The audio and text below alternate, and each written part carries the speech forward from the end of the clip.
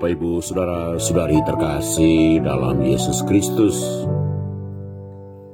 Kita berjumpa kembali dalam percikan permenungan di hari Rabu, tanggal 15 Juni 2022. Injil yang kita baca dan kita renungkan hari ini diambil dari Injil Matius bab 6 ayat 1-6, dilanjutkan ayat 16 sampai 18.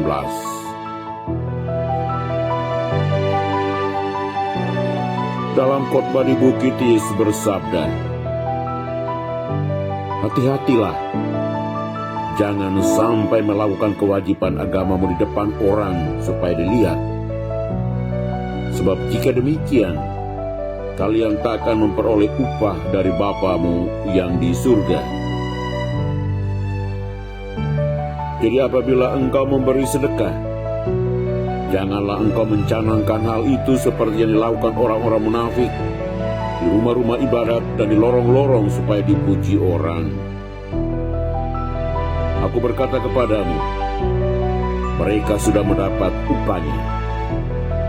Tapi jika engkau memberi sedekah, janganlah tangan kirimu tahu apa yang diperbuat tangan kananmu. Hendaklah sedekahmu itu diberikan dengan tersembunyi. Maka Bapamu yang melihat yang tersembunyi akan membalasnya kepadamu. Dan apabila kalian berdoa, janganlah berdoa seperti orang munafik. Mereka suka mengucapkan doanya dengan berdiri dalam rumah-rumah ibadat dan di tikungan-tikungan jalan raya, supaya mereka dilihat orang. Aku berkata kepadamu, mereka sudah mendapat upahnya. Tetapi jikalau engkau berdoa, masuklah ke dalam kamarmu, tutuplah pintu dan berdoalah kepada Bapamu yang ada di tempat tersembunyi. Maka Bapamu yang melihat yang tersembunyi akan membalasnya kepadamu. Dan apabila kalian berpuasa, janganlah muram mukamu seperti orang munafik. Mereka mengubah air mukanya supaya orang melihat bahwa mereka sedang berpuasa. Aku berkata kepadamu, sesungguhnya mereka sudah mendapat upahnya. Tapi apabila engkau berpuasa, minyakilah kepalamu dan cucilah mukamu, supaya jangan dilihat orang bahwa engkau sedang berpuasa, melainkan hanya oleh Bapamu yang ada di tempat tersembunyi. Maka Bapamu yang melihat yang tersembunyi akan membalasnya kepadamu." Demikianlah sabda Tuhan. Terpujilah Kristus.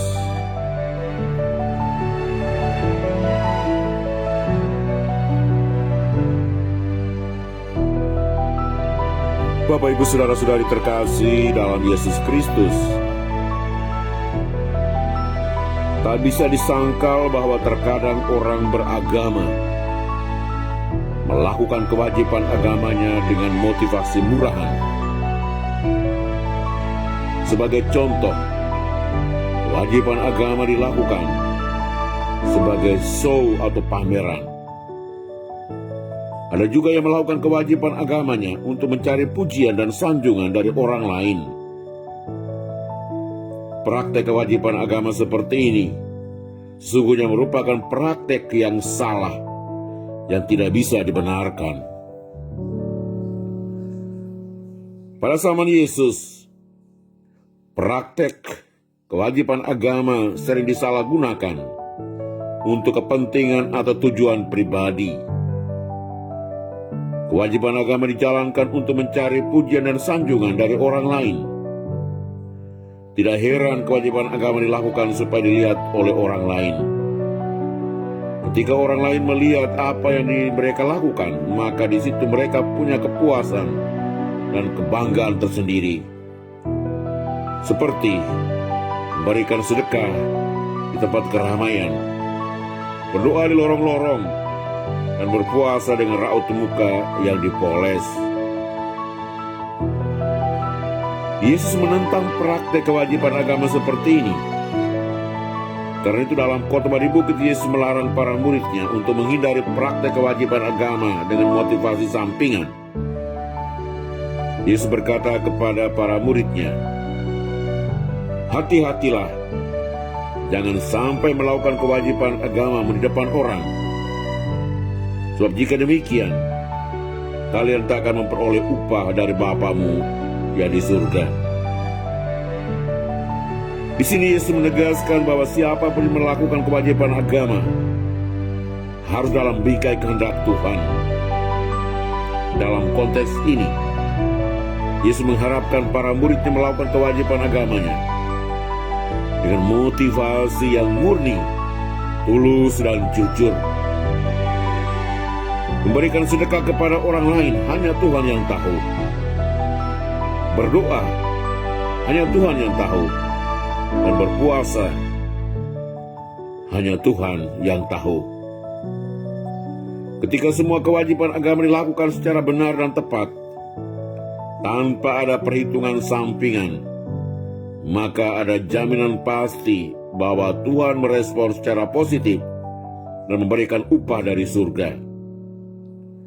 Karena itu tidak ada pilihan lain selain melakukan kewajiban agama sesuai dengan kehendak Tuhan. Praktik kewajiban agama seperti yang dilakukan oleh kaum Farisi dan orang munafik harus dihindari. Saudara-saudari terkasih, Yesus juga menyadarkan kita untuk menjauhkan diri dari praktek kewajiban agama yang menyesatkan. Apapun kewajiban agama yang kita lakukan, bukan untuk mencari popularitas, bukan untuk memamerkan kesalehan pribadi kepada dunia, bukan untuk mempromosikan kebaikan kita, bukan juga untuk mencari pengakuan dari orang lain. Seharusnya semua yang kita lakukan cukup Tuhan sendiri yang tahu. Selamat pagi, selamat beraktivitas. Salam doa dan berkatku untukmu semua. Tanjung Uban, Gereja Katolik Santo Yohanes Don Bosco, RD Agustinus Tupenbelo, Kabelen, Adonara.